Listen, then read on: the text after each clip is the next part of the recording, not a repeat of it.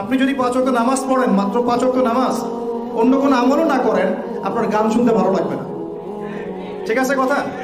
আর নবী সাল্লাল্লাহু আলাইহি ওয়াসাল্লাম কোনোদিন কোনো পাপ করেনই নাই, তার সমাজের এত জাহিলিয়াত তার কাছে ভালো লাগবে কিভাবে? এই জন্য তিনি হেরা গুহায় যেতেন। আপনি কি বুঝতে পারছেন কথা? এই জন্য তিনি হেরা গুহায় গিয়ে থাকতেন, একাকিত্ব অবলম্বন করতেন। সমাজের জাহিলিয়াত তার ভালো লাগতো না। এক পর্যায়ে আল্লাহ রাব্বুল আলামিনের পক্ষ থেকে সেই কাঙ্ক্ষিত সময় চলে আসলো, রমাদানুল মুবারক, লাইলাতুল কদর। ওহি চলে আসলো জিবরাইল আলাইহিস সালামের মাধ্যমে। সূরা আলাক, ইকরা বিসমি রাব্বিকাল্লাযী খালাক, খালাকাল ইনসানা মিন আলাক, ইকরা ওয়া রাব্বুকাল আকরাম আল্লাযী আল্লামা বিল কলম, আল্লামাল ইনসানা মা লাম ইয়ালাম। দেখেন, প্রথম ওহিটা কি কেন্দ্রিক আসছে? পড়াশোনা কেন্দ্রিক।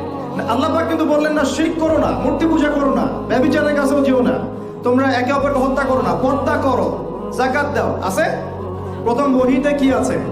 পড়ো পড়ো পড়ো। এটাই আমরা বলি ইয়াং জেনারেশনকে, যদি আমরা চাই যে আমাদের সোসাইটি, আমাদের নেশনটাকে পরিবর্তন করতে, লেখাপড়ার এবং জ্ঞানতাত্ত্বিক বিপ্লবের কোনো বিকল্প নেই।